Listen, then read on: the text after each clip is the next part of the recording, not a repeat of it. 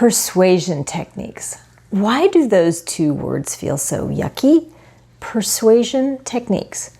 Well, it might have something to do with the fact that for those of us who like a softer and kinder world of selling, persuasion techniques feels like something we have to learn as a method to manipulate someone or pressure someone to buy from us. Do you feel that? And funny enough, there are articles out there on persuasion techniques that recommend you leverage your likability and use the right amount of eye contact and a variety of facial expressions to show you're listening. Really? And don't forget to nod during face-to-face conversations. You've got to remember that too. Now, don't get me wrong. I don't think you shouldn't nod or not show facial expressions or not have eye contact. And I definitely think you want your potential clients to appreciate you, but not in a way that feels forced or inauthentic. Today, I want to have a conversation coming at the topic of persuasion from a completely different angle. This conversation is going to help you understand human psychology so that you can have a sales call that is genuine and authentic, yet is still wildly persuasive to your potential client. This conversation will help you understand human nature in a way that will allow you to have that heartfelt sales conversation that converts more clients in a very simple and straightforward way, where rather than you feeling like you're persuading them to buy from you or manipulating them in some way, that your client truly wants to buy from you in a very natural and aligned way at the end of your sales call. If we haven't met before, I'm Jessie, and I help coaches, consultants, and small business owners find the fastest way to master a one-to-one sales conversation so that they can get more clients and make more money without feeling yucky or being pushy, but instead keeping a heartfelt focus on helping each and every client. If you haven't subscribed yet, hit that subscribe button and the bell to get notified each time I upload new tips on building your sales confidence and selling more clients with authenticity and ease. And if you stay to the very end, I have a free offer that you can implement starting with your very next sales call. When I worked in sales, I would sometimes encounter people who were reluctant to talk to me. After all, I was a salesperson. And even though that person had sought me out and came to me looking for a solution to their situation, they knew that if they opened up and started to let me into their world, they might share too much about their situation, share their vulnerabilities and their problems with me, and then I might sell them my offer. They were on guard because, as you know, most people don't want to talk to a salesperson or show their hand too soon, so to speak. So what did I do? I talked. Yes, they showed up in my world looking for help, but were reluctant to share their challenges with me straight up. So I would talk. I talked about common things and asked easy questions like about how they found out about my offer and where they originally found me. And this is great for marketing purposes, by the way. But I didn't ask anything about them yet or their situation. I would talk more about other people who I'd talked with who'd found my offer the same way. I could slowly ask questions that were non-threatening so they would open up just a bit more. I looked for common ground. The conversation would build around what they were willing to talk to me about until I could finally ask what prompted them to reach out to me that day. For me, as a genuine person who was not high pressure about the sale, this felt instinctively like the right way to help these people and make them comfortable. What I knew was that they were looking for help and I needed to find a way to get them to feel comfortable with me so they would open up, and that way I could then see if I could help them. It was a slower process, but with that process, they could see I was patient, willing to let them take their time getting to know me, get a better sense of who I was before they started sharing their deeper concerns or their struggles with me that had brought them to seek my help in the very first place. I didn't know it at the time, but this was the law of reciprocity in action in the sales world. If I gave of myself to the client first, through my conversation and connection building, then they would give back to me after with sharing their story and why they were there to see me. That was my way of thinking about it, and it worked. Humans are funny that way. We generally like things to be fair. If someone does something nice for me, then I want to do something nice back for them. Have you ever experienced that? I'm pretty sure you can relate. This dynamic is so much a thing that it's named the Law of Reciprocity, or the theory of reciprocity. Go look it up if you haven't heard much about it. It's really fascinating, and you've probably used it without even realizing it. But generally, the law of reciprocity is defined as if someone does something nice for you, you will want to do something nice for them in return.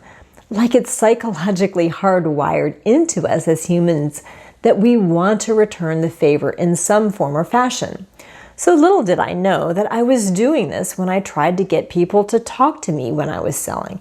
I just knew it worked. And there was no persuasion going on. I was just taking cues from the potential client on where I could take the conversation, how much I could ask them, so that they were comfortable when we first met. I gave them a safe zone to trust me and open up to me. Once we got to that spot, I could get into more questions to see if my offer solved their need or desire.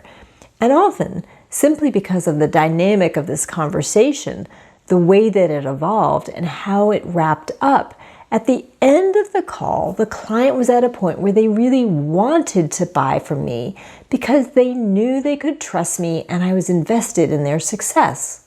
And if you think about it, if a potential client's pain or frustration is high, the dynamic of the sales conversation becomes even more important. There may be even higher reluctance to share with you what the struggle is. But if you are patient and help the person feel comfortable with you so that they do open up and you find you can help them, the gratitude, the desire to reciprocate back, and the desire to work with you from that potential client will be even stronger. The law of reciprocity creates ripples, like a pebble dropping into a pond. The good deeds and caring you've shown to your potential client through a genuine and thoughtful sales call will result in great client reviews, deeper client relationships, higher client success, and more referrals, all of which carry such a long-term positive impact on your business. This means converting more clients now, easier to convert future clients from those referrals, happier clients, and a growing business and greater financial success, all stemming from initial acts of genuine care and kindness with your first sales interaction with the potential client. This is the incredible power of that first sales interaction. Does this resonate with you? Have you had a great experience where a salesperson treated you with such care that you wanted to reciprocate back and buy from them? Let me know in the comments, and I'll share my story below as well. Now, I want to warn you, the law of reciprocity works in reverse too. Bad experiences can be reciprocated back with negative reactions from your potential client. This is where that image of the yucky and pushy salesperson comes into our heads. Maybe an experience with someone who has practiced too much nodding their head and pretending to listen when they really haven't been. Bad experiences, pushy sales calls, and a lack of genuine care and understanding of a potential client's needs can lead to a client leaving bad reviews, giving you negative publicity, and a quick decline in people wanting to work with you. The word spreads quickly these days in the world of social media and the internet, and my experience has been that people tend to share more of these bad experiences than the good, to be quite honest. And think about the impact this could have on your business. How people steer away from companies they don't trust or feel does not have their best interest at heart. Again, another reason to take great care of your clients on your sales calls, so you project the image and the business practices that your company stands for with each and every client interaction. So going back to the topic of persuasion techniques, I say throw those practices out the window. No more nodding on cue and forced likability. Yes, you can have a path and a framework for your sales conversation that gives you the guidance on which way to take the conversation next. And yes, you can learn questioning skills that help you get to know your clients and their situation better. But set aside the need to have persuasion techniques on a sales call. Just be genuine. Guide the client through a conversation that the client is comfortable and feels safe opening up to you. Then assess what they need. This simple process builds a relationship where the client wants to work with you, because how you've handled this sales conversation shows your client how you will handle a future working relationship with them as well. It shows how you will help them towards their solution and end goal in a caring and thoughtful and results-oriented way. This builds a desire to want to buy your offer and continue with the guidance you established during your sales conversation. Your client will want to buy from you because of the care you've demonstrated to them during the sales call. And as I discussed last week when we talked about the value of your offer, in this video above, a sales conversation like this creates a one-of-a-kind solution for your client. It's a win for you and a win for them. It sets you completely apart from your competition. Your competition might be using someone else's sales script as a guide for their sales call. But our buyers love that human connection, particularly when it's authentic, genuine, and not selling them something, but truly working towards finding an aligned solution. And this can only happen with a powerful sales conversation that gets to the root of your client's situation and shows them a path to their solution. It's magnetic to your clients. Zig Ziglar really said it best with, "You can have everything in life you want if you will just help enough other people get what they want." This sums up the law of reciprocity in sales 100%. Want to learn more about how to have these sorts of powerful and authentic sales conversations?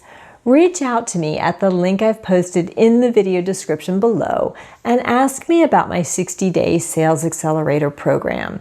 We can chat to see if we are a good fit to work together. I would absolutely love to help you and your business thrive at all new levels of success.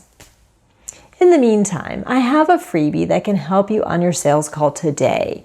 I recommend that you take a look at my checklist of the top 5 mistakes that people make when handling sales objections. I've dropped a link for that in the description below as well. I trust that this conversation has given you something to think about when you wonder if you're using the proper persuasion techniques on your sales calls. I truly hope you can take a few ideas from this video and apply them to your business today. And if you like this video, please subscribe, hit the bell, and share it with some friends who may benefit from it as well. And from here, I look forward to seeing you next week with more sales tips to help keep you out of that pushy and pressure-filled sales zone, yet still signing up more clients each and every day. I will see you next week.